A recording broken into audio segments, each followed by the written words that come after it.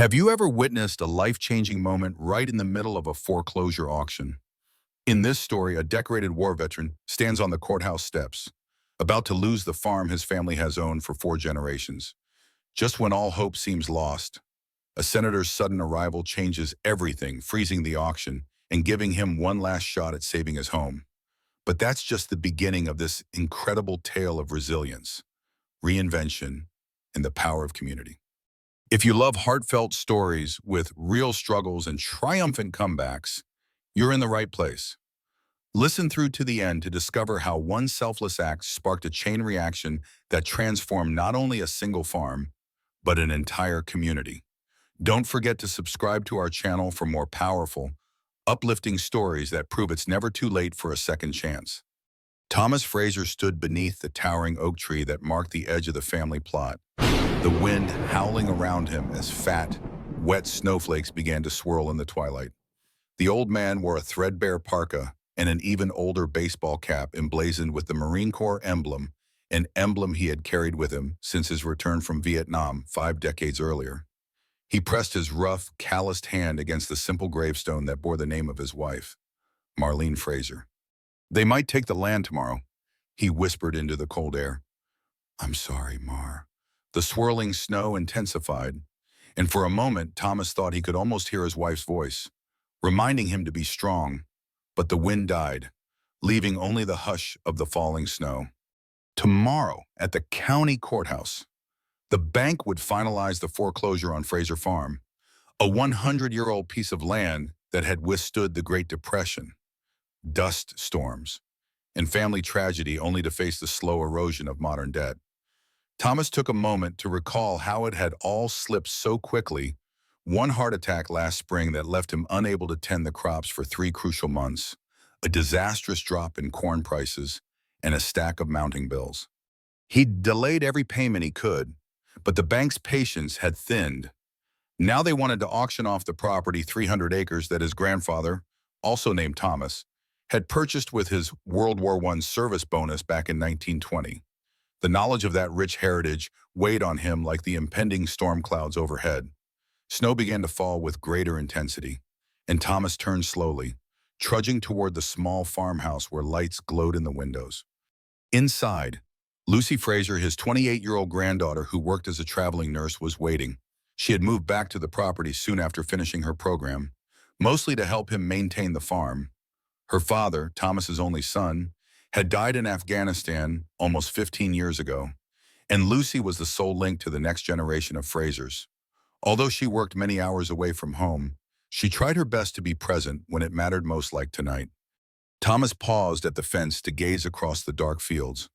Even muffled by snow, this land was alive with memories.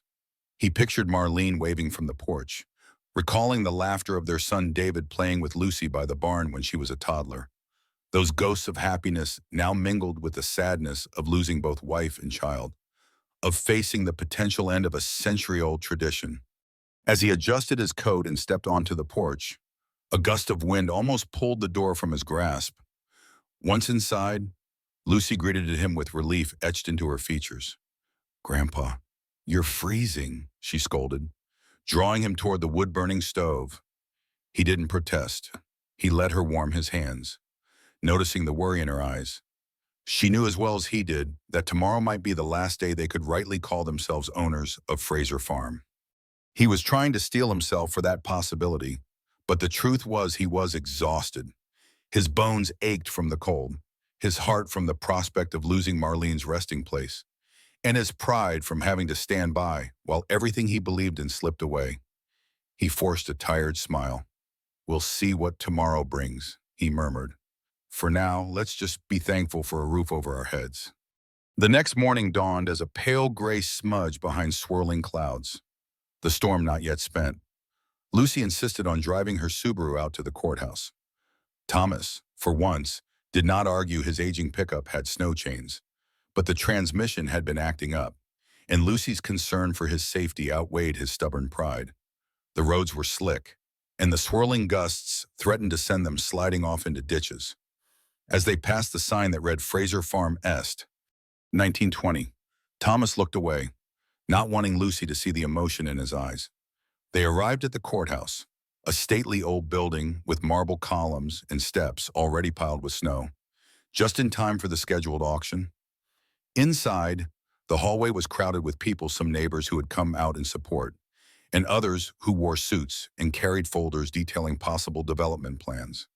Thomas recognized a couple of men from real estate firms that had been sniffing around for months, anticipating the bank's next move.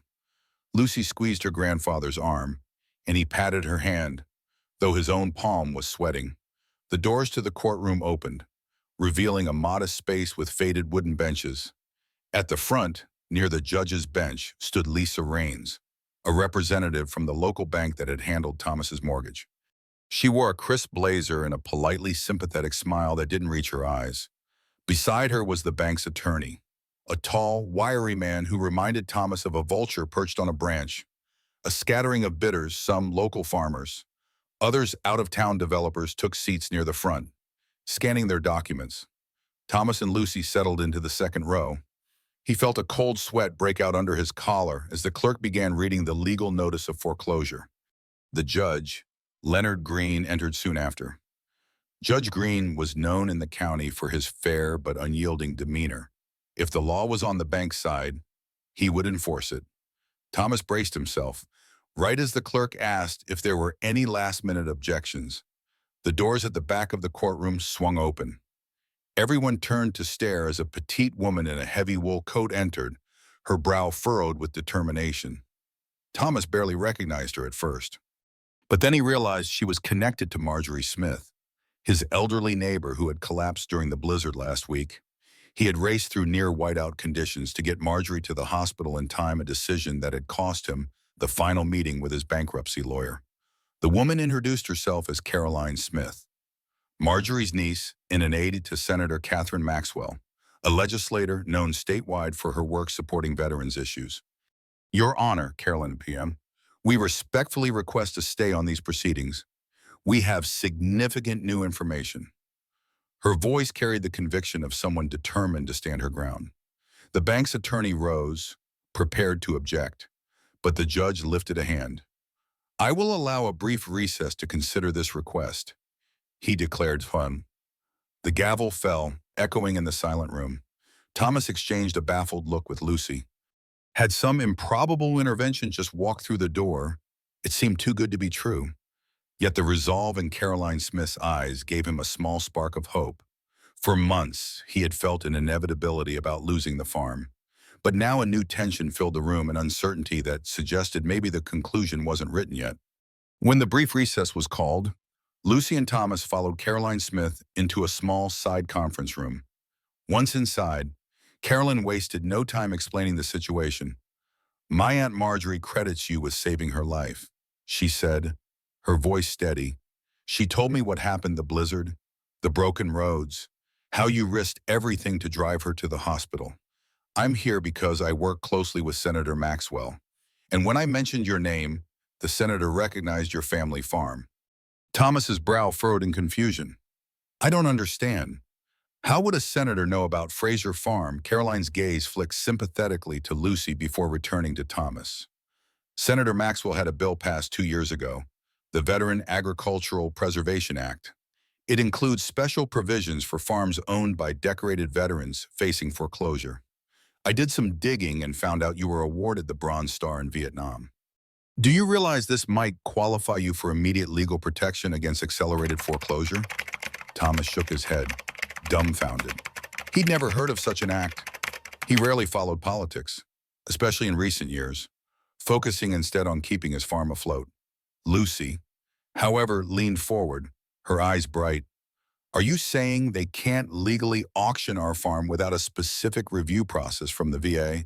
That's exactly what I'm saying, Caroline replied. We're planning to file an injunction as soon as possible, but it's critical that Senator Maxwell arrives to present the case directly. That's why we need the judge to delay. She's on her way now. Lucy let out a breath she hadn't realized she was holding. The gravity of this revelation sank in perhaps. After all the heartache and obstacles, there was a legal route to at least buy time. For Thomas, his sense of reality felt scrambled. A week ago, he was alone in a barn trying to fix a broken tractor, and scraping together pennies to pay the property tax. Now a politician might swoop in and stall the whole foreclosure. Was this a miracle or simply a stay of execution? Caroline gestured toward the door. We only have 15 minutes. Senator Maxwell asked that we head back to the courtroom. She'll be here any minute. Traffic is slow because of the storm, but she insisted on driving up. Thomas shook Caroline's hand, his grip firm with gratitude. He could tell she was sincere, that she genuinely respected his military service. He glanced at Lucy, who seemed almost disbelieving. I can't promise a permanent fix, Caroline warned gently, but at least we might hold off the auction. They re-entered the courtroom just as the bailiff called for silence. Judge Green took the bench, eyeing Thomas and Lucy, then flicking a glance at Caroline. The tension was electric. The bank's attorney wore a pinched expression, and Lisa Raines stared at her notes with furrowed brows. Thomas wondered if they'd known about this legislation and chosen to ignore it, or if they were simply incompetent. Either way, the countdown had shifted.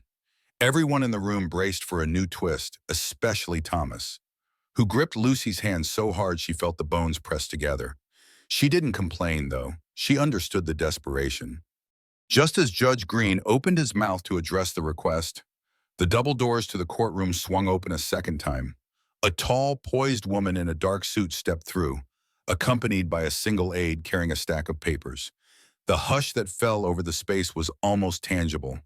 Thomas realized this had to be Senator Catherine Maxwell herself, the very figure Lucy had read about in an article detailing new programs for veteran farmers. I apologize for my late entrance. Your Honor, Senator Maxwell said, moving to the front of the courtroom. Thank you for granting a brief recess. I have information directly relevant to this case.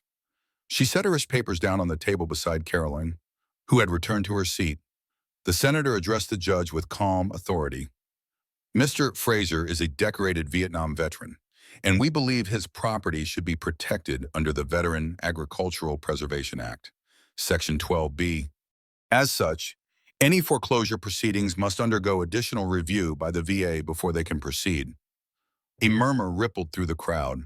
The bank's attorney sprang to his feet, objecting that no such motion had been filed prior to the hearing.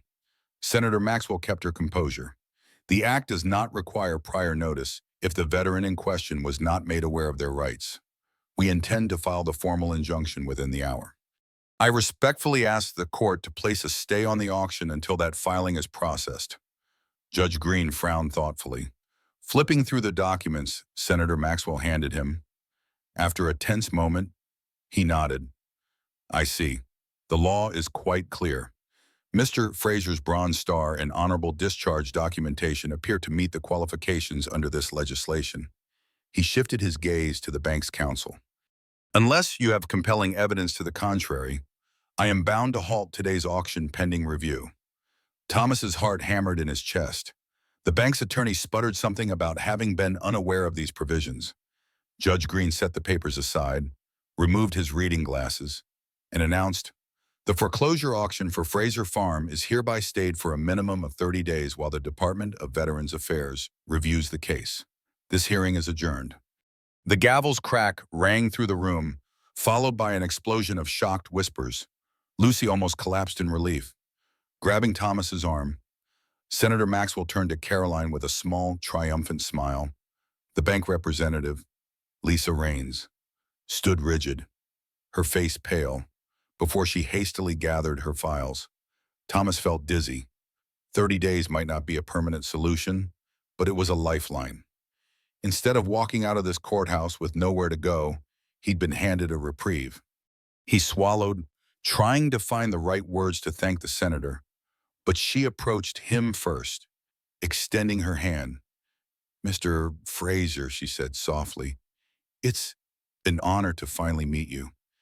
Thank you for your service and for saving Marjorie Smith. She's a dear friend of my staff.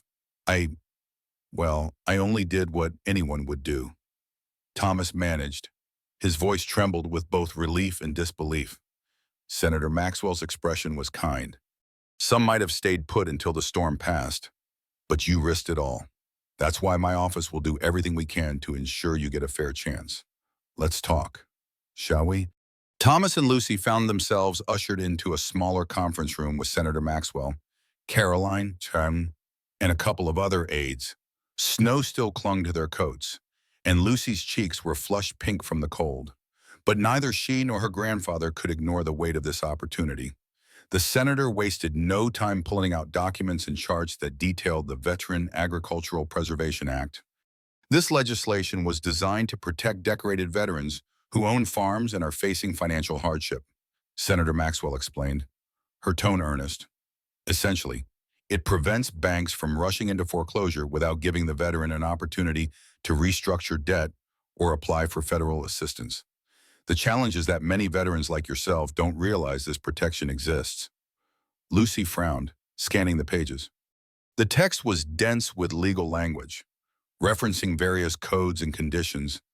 How do we actually stop the foreclosure for good, she asked. We've got 30 days, but the farm's finances are dire. We're behind on the mortgage, behind on repairs, behind on almost everything. Senator Maxwell exchanged a glance with Caroline. We have to prove that with the right assistance, Fraser Farm can become financially viable again. That might involve transitioning to a different type of crop, seeking grants, or pivoting to an agritourism model. My office has worked on a pilot program to help veteran-owned farms modernize. Thomas's eyebrows rose. Modernize? I've been planting corn and soy on this land my whole life. Are you telling me to switch to something else entirely? Caroline nodded sympathetically. It can be difficult for farmers who've done one thing for generations. But look at the markets. Corn and soybean prices have been depressed for years, especially for smaller operations. There's a niche for specialty produce, organic farming, or direct-to-consumer sales. Sometimes even educational programs, like farm stays, can be a revenue stream. Thomas let out a long breath. He'd feared as much.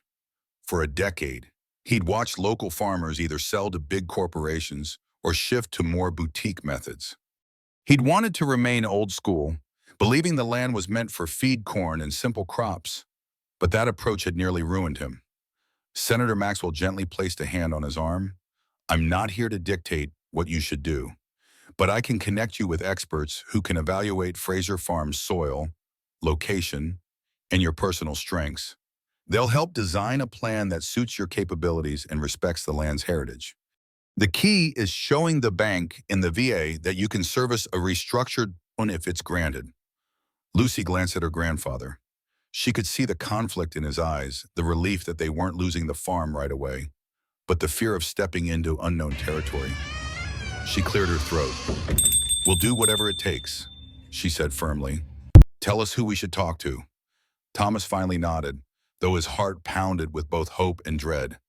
It was one thing to keep the farm from foreclosure. It was another to fundamentally reinvent it. But he thought of Marlene's gravestone and of David's memory, and realized he had no choice. If he wanted Fraser Farm to live, he might have to let go of the old ways that were pulling it under. That evening, after a whirlwind of legal paperwork and a short briefing with Senator Maxwell's team, Thomas and Lucy returned to the farm. The snow had let up, but the drifts were piled high, reflecting the moonlight like sheets of white fire. Lucy parked the Subaru, and the two walked carefully along the icy path to the porch. Inside, the air felt cold. The wood-burning stove had gone unattended all day. Lucy quickly set about rekindling the fire, while Thomas stood near the window, gazing at the stark whiteness of his fields. The reality of the day was still sinking in a reprieve, a second chance, and a looming challenge. As Lucy coaxed the embers back to life, she ventured softly. Grandpa, do you believe all this? It feels like we stepped into someone else's story. One morning we were sure everything was lost, and by noon, a senator appears with a law that none of us knew existed. Thomas remained silent for a moment, resting his hand against the frosty window pane. I don't know if I believe in miracles, he said finally, but I do believe in the kindness of strangers. I saved Marjorie's life because it was the right thing to do, not expecting anything in return. And then her niece shows up with a solution I never saw coming. He turned to face Lucy, his eyes reflecting the firelight. I just hope we can do this. Switching up the farm's entire operation at my age, It's not that I'm unwilling, but I don't even know where to begin. Lucy gave him a reassuring smile, though she, too, felt apprehension. We'll have help. Senator Maxwell's people said they'd send soil experts and advisors. And I've done some reading about specialty farming. There might be ways to make this place profitable again without breaking our backs. Thomas nodded, but a tired sigh escaped his lips. We'll see. For now, let's just be grateful we've got at least 30 days. Then we'll see what the VA and the bank decide. They spent the next hour in a subdued routine, preparing a modest dinner from leftover soup and in sandwiches. Neither had much appetite, but Lucy insisted they both keep their strength up. After dinner, Thomas took a flashlight and carefully trudged out to the family plot. The snowfall made the trek more difficult, but he was determined to talk to Marlene in his own way. Standing at her grave, the moon high above him, he confessed his uncertainties, his fears, and his tiny sprout of hope. He half expected to hear her gentle laughter or see her silhouette in the drifting snow. No sign came, but in his heart, he felt a glimmer of encouragement. Back inside, Lucy was dozing in a chair by the fire. Thomas stoked the coals one last time, then reached for the only photograph he kept on the mantel, a black and white snapshot of himself, Marlene, and their baby boy, David, standing in front of the barn some 40 years ago. He traced the edges of the photo, remembering.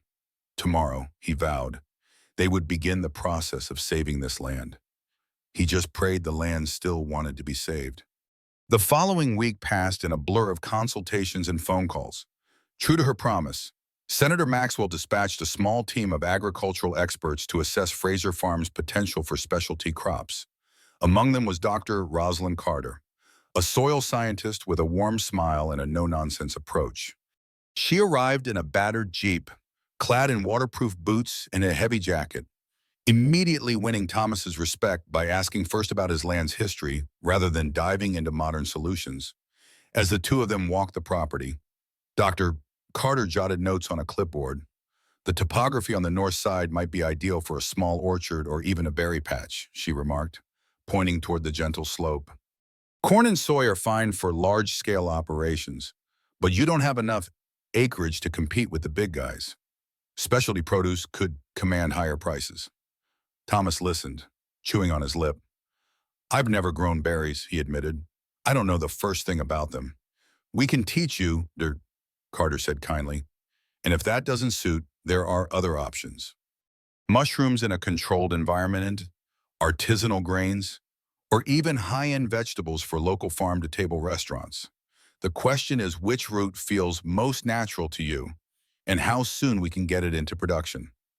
Meanwhile, Lucy was inside the farmhouse with a financial advisor named Brian Huang, another member of Senator Maxwell's team. He meticulously went through the farm's finances, wincing at the overdue mortgage statements and the repairs needed for the barn's roof. The best-case scenario, Brian explained, is that we craft a business plan showing enough income to cover a restructured loan. Then the bank might let you refinance at a lower rate, especially under the VA guidelines. But you have to prove viability. Lucy nodded, leaning over the numbers. She recognized they were in a severe hole. Even with new crops, it could be a year or more before the farm turned a profit. What if we incorporate some sort of educational program, she asked.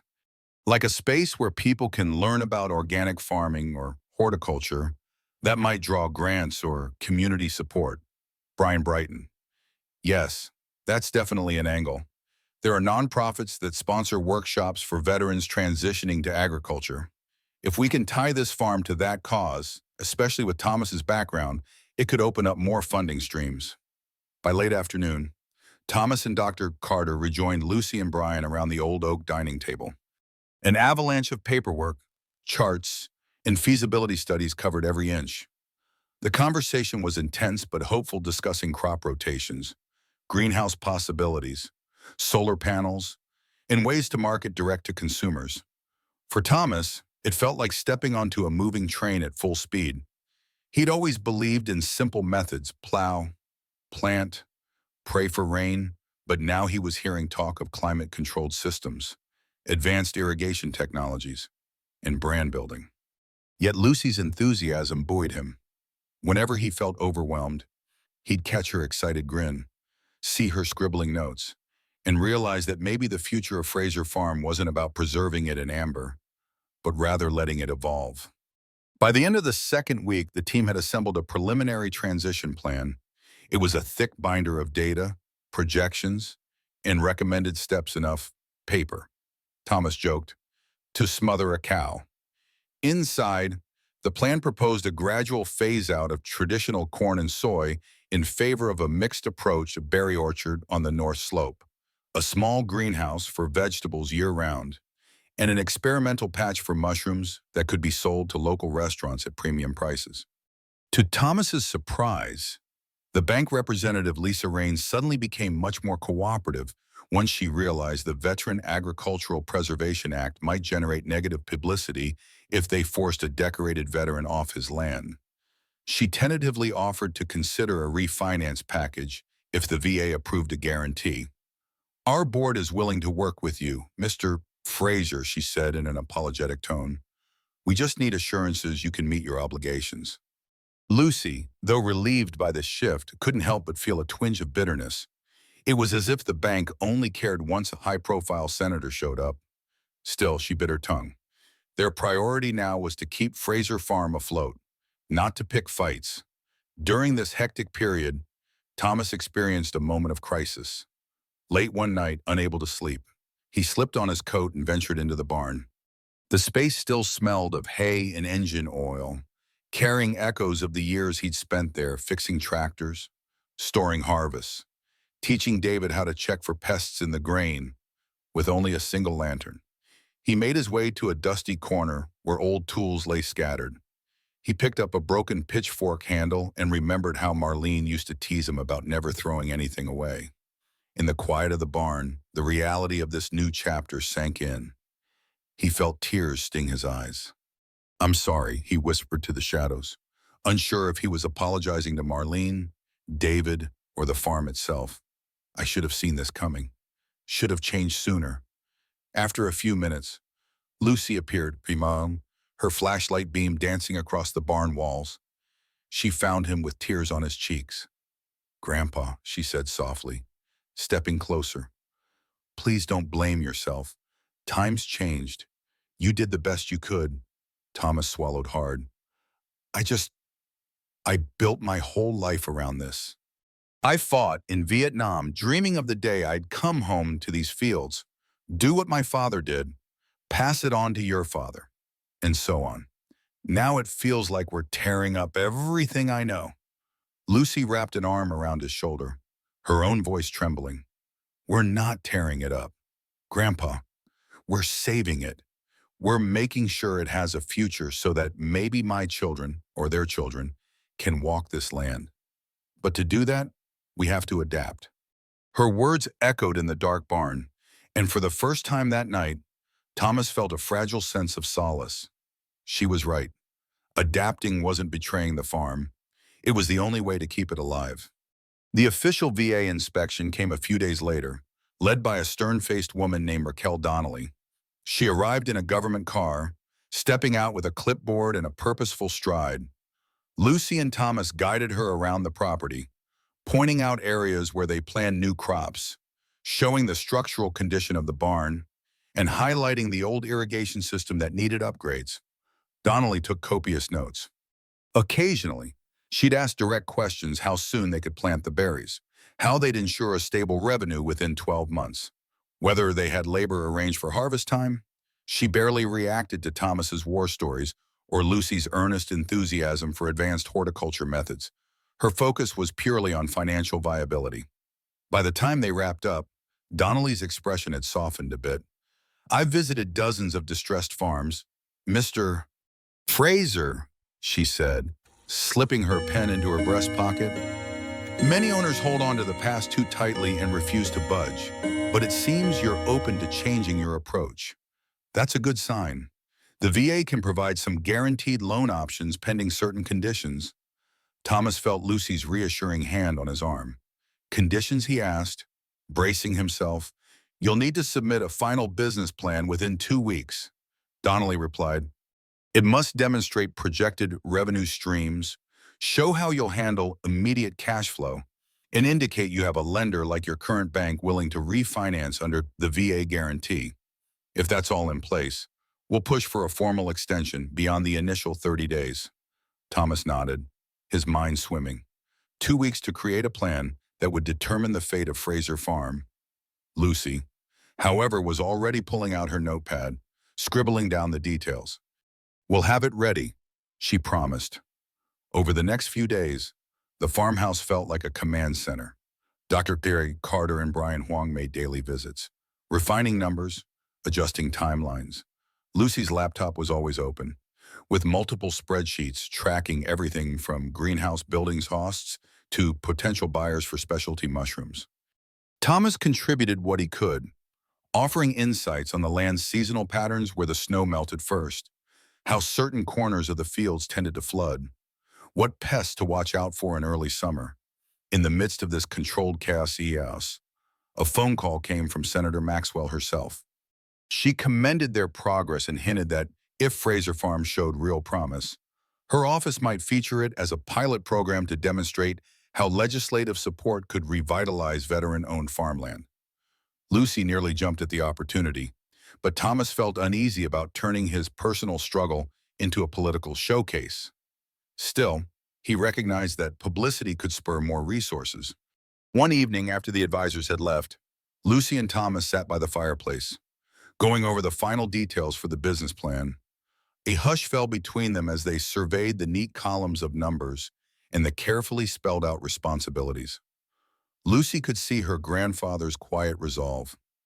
Even though everything was foreign to him, drip irrigation systems, organic certifications, market analytics, he was in it wholeheartedly now.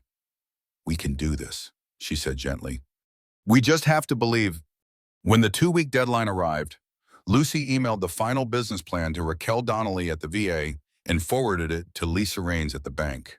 It was a weight off their shoulders, but also terrifying now. Their entire fate hinged on a stack of spreadsheets, feasibility charts, and a bit of faith. A few tense days passed with no word. In that time, Thomas reconnected with an old friend, Hank Collins, a fellow Vietnam vet who ran a small orchard in the next county. Hank had switched from row crops to apples and peaches about 15 years ago, and his orchard had thrived despite the changing agricultural landscape. Over coffee in the farmhouse kitchen, Hank listened to Thomas's story and then nodded sagely. "Tom, I know it's scary, but let me tell you, once I made the leap, I never looked back. There's a market out there for good produce grown by folks with a real story. People like feeling connected to the land and to the farmer who tends it. You've got that in spades." The conversation buoyed Thomas's spirits. He asked Hank about setting up orchard rows, dealing with orchard-specific diseases, and finding seasonal labor. They swapped tips about keeping deer away from the saplings. Lucy took notes, occasionally sharing glimpses of the advanced research she'd done on integrated pest management for berries. Hank was impressed. "Seems you've got the brains. She's got the drive. That's a winning combo." That same day, Lucy got a call from the local high school. A teacher heard they were thinking of introducing new crops and wondered if the farm might be interested in hosting some students for agricultural internships. "We're looking to teach kids about sustainable farming and agribusiness," the teacher explained. Lucy jumped at the opportunity.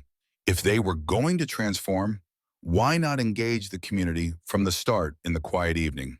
While Lucy typed responses to the teacher, Thomas stepped onto the porch. A light spring breeze had replaced the biting cold of winter. The snow was melting, revealing patches of soggy brown earth beneath. He could almost smell new life stirring under the soil. He remembered how Marlene used to stand on this very porch, her eyes scanning the fields with hope each spring. He murmured a silent prayer. "I'm trying, Mar. I'm really trying."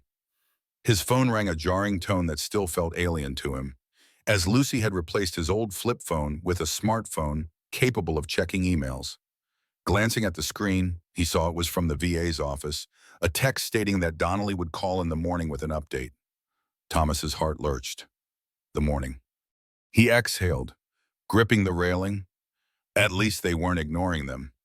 That night, Lucy and Thomas barely slept. The stove crackled gently, and the wind whispered through the gaps in the old windows. Thomas found solace in the rhythmic hum of his granddaughter's breathing in the next room, a reminder that he wasn't facing this alone. They had come so far in a few short weeks. By tomorrow, they might know if Fraser Farm had a real future or if everything they'd worked for would remain only a hopeful blueprint. At precisely 9:00, Thomas's smartphone rang. Lucy was at his side, practically vibrating with anticipation. Thomas cleared his throat and answered. Raquel Donnelly's voice came through, cool and measured. Good morning, Mr. Fraser. I have an update regarding your application. Lucy mouthed. Speaker and Thomas complied, putting the phone on speaker so she could listen. Donnelly continued. After reviewing your business plan in detail and speaking with our internal finance team, the VA has determined that Fraser Farm meets the criteria for a guaranteed transitional loan. In practical terms, this means the VA is prepared to co-sign a loan with you, significantly lowering the interest rate and deferring certain payments for the first year. Lucy gasped, and Thomas felt as if a giant weight had just lifted from his chest. Ms. Donnelly, he said, voice trembling. That's amazing news. You'll still need to finalize terms with your bank, Donnelly cautioned, and there will be monthly progress checks to ensure you're implementing the changes you outlined. But yes, we're prepared to move forward and formally request that the foreclosure be halted indefinitely. That means you'll remain the owners, with the bank having to restructure under the new terms. Lucy clapped her hands over her mouth. For the first time in months, Thomas allowed himself a full smile. His eyes brimmed with tears as he thanked Donnelly, who responded with professional warmth. I'm glad to help a veteran who's willing to adapt and keep a family legacy alive. Good luck, Mr. Fraser. We'll be in touch.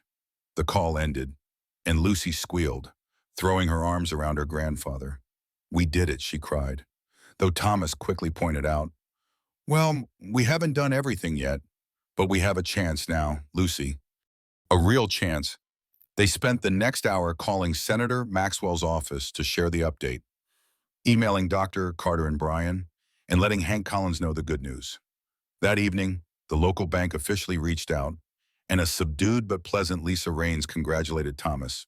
We'll coordinate with the VA's guarantee, she confirmed. I'm sure we can finalize the restructure in the next few days. In the midst of celebrating, Lucy suggested something that took Thomas by surprise. We should walk the entire property boundary. Grandpa, to see it with fresh eyes. Despite the mud and patches of snow, the two donned boots and coats, setting out just before sundown. They walked hand in hand.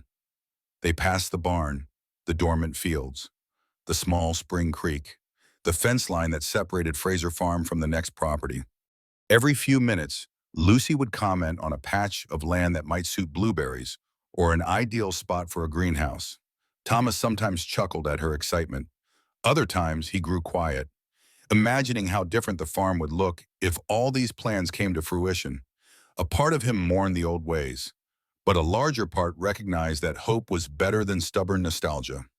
A week later, with the bank refinance nearly complete and the VA guarantee in place, Lucy insisted they hold a small gathering at the farm, a gesture of thanks to everyone who had pitched in. Dr. Carter came, bringing homemade bread. Brian Huang arrived with a folder of updated financial projections. Senator Maxwell sent Caroline Smith in her stead, bearing words of congratulations and a letter praising Thomas's military service and dedication to the community. They set up a few folding tables in the living room, serving coffee, tea, and freshly baked cookies that Lucy had somehow managed to whip up. The mood was buoyant, a stark contrast to the gloom that had gripped the farmhouse just weeks before. Amid the chatter and hopeful talk of orchard rows and greenhouse frameworks, Thomas found a moment of quiet with Caroline Smith, the woman who had first burst into that courtroom and asked for a delay. I still don't fully understand how it all came together, Thomas admitted, sipping his coffee. It's like every random act of kindness, like driving Marjorie to the hospital, lined up exactly when I needed it. Caroline nodded. Life's funny that way. Senator Maxwell often says that legislation can do only so much. It's individuals stepping in to bridge the gaps that make the real difference. Do you think she'll want me to speak publicly about the farm in the act, he asked, suddenly feeling the weight of public attention. Carolyn considered him carefully. There might be some media interest. Yes, but the senator is very mindful of privacy. If you choose to, your story can encourage other veteran farmers to seek help before it's too late. If you don't, that's your choice. No one's going to force you into the spotlight. Thomas exhaled. It might be good to share. I can't tell you how many vets I know who are too proud or too unaware of these programs. Meanwhile, Lucy was beaming as she walked around the gathering, taking notes from Dr. Carter about which berry varieties might thrive best in the local climate. Raspberries or blueberries, Lucy asked. Scanning a chart, Dr. Carter replied, why not both? Make this place a berry haven.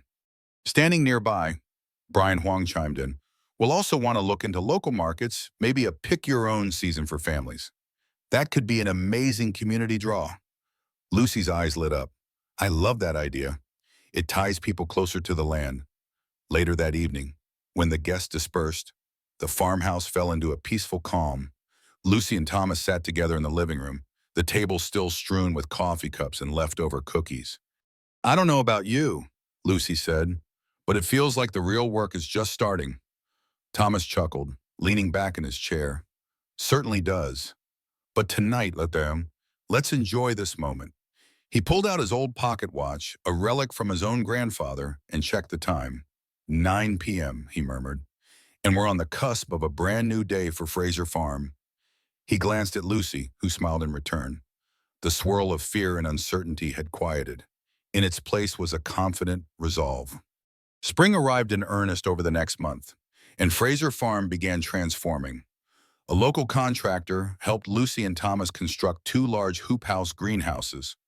Funds from the restructured loan and a small federal grant covered the materials. Lucy marveled at the semicircular frames glinting in the sun, envisioning rows of lettuce, tomatoes, and herbs that could be harvested nearly year-round. Dr. Carter arranged for 50 young raspberry canes and 50 blueberry bushes to be delivered, which Lucy and Thomas planted on a gentle slope that caught the morning sun. One weekend, a group of volunteers from the local VFW post showed up, shovels in hand, offering to help with the planting in exchange for a home-cooked meal. They spent the day laughing, sweating, and sharing old war stories. Thomas felt a deep camaraderie he hadn't experienced in years. He was grateful for every bit of help, and Lucy's cooking turned that evening into a sort of spontaneous celebration. Soon after, they tackled the mushroom project. Lucy had done extensive reading on mushroom cultivation, focusing on shiitake and oyster varieties.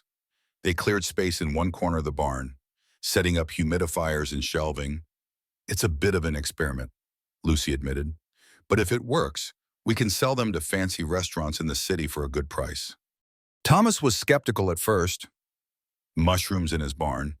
It felt downright bizarre, but the more Lucy explained the process, the more he warmed to the idea. If people are willing to pay top dollar, he joked, then by all means, grow a fungus. As the days grew longer and warmer, Lucy cut back some of her nursing shifts to focus on the farm. She still took enough hours to maintain her license and bring in extra income, but her heart was increasingly rooted in the soil beneath her feet. Thomas found a renewed vigor himself. Though his joints ached, especially in the mornings, the sense of purpose fueled him. The biggest shift, however, was intangible: the optimism that permeated the air. Previously, each day had felt like a countdown to doom. Now they woke with excitement, checking seedlings, mixing compost, repairing old fences. Even the bank's visits took on a more cordial tone. Lisa Rain stopped by occasionally, not to threaten foreclosure, but to see if everything was on track. One afternoon, while Thomas was watering the new raspberry canes, Lucy trotted over, phone in hand. "You're not going to believe this," she said breathlessly. "I just got an email from the State's Department of Agriculture. They heard about our transformation and want to feature us in a promotional piece on sustainable veteran farms." Thomas's eyebrows rose. "I'm no poster boy. Lucy." She grinned, shaking her head. But Fraser Farm is a great story. People need hope, especially older vets who think it's too late to change. You're living proof it's not. Thomas set down the watering can and rubbed his back. In that moment, watching Lucy's animated face, seeing the rows of new plantings behind her, he realized that somewhere along this rocky path, he'd become part of a new era. And maybe that was all right. By late June, the farm was humming with life. The greenhouses were lush with leafy vegetables that Lucy harvested weekly for local markets.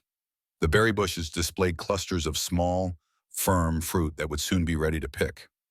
Even the mushroom corner of the barn had begun producing baskets of oyster mushrooms that fetched an impressive price at a nearby restaurant renowned for its farm-to-table menu. Encouraged by the initial success, Lucy had the idea to host a community open farm day, inviting neighbors and local families to see the changes. She envisioned hayrides, a small petting zoo borrowing animals from a friend, and tours of the greenhouse. Initially, Thomas balked, worried they weren't ready, but Lucy insisted that transparency and community involvement could secure long-term support. The open day arrived on a bright Saturday morning. The early sun illuminated the farmhouse and fields, showcasing the property's new vibrancy. Cars lined the dirt driveway, and small groups of curious visitors strolled around. Thomas greeted old friends who had heard about the near foreclosure and wanted to see how he'd turn things around.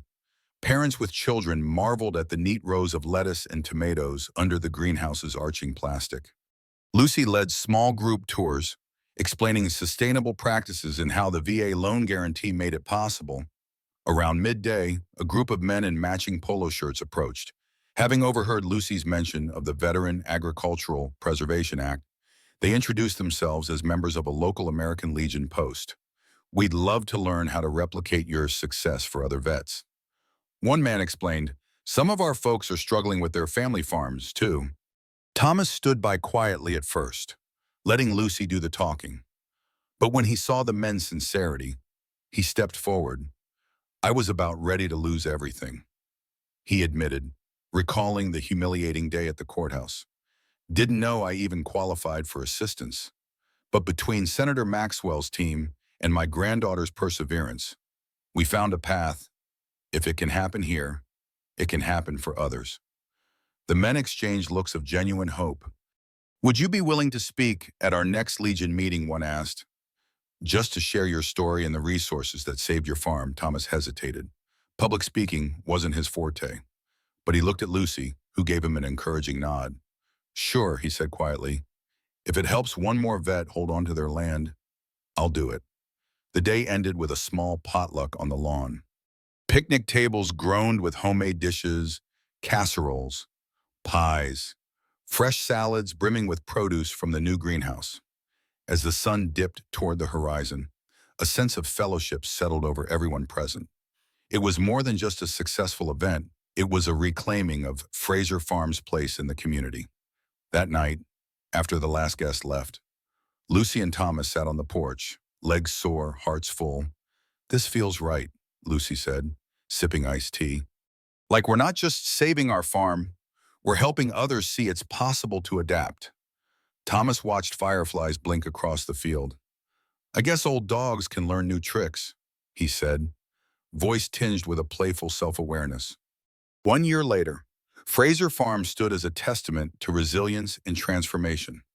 Where once uniform rows of corn had stretched, there was now a diverse patchwork of carefully managed plots. The berry orchard thrived, yielding juicy raspberries and sweet blueberries that sold out at the local farmers market each weekend.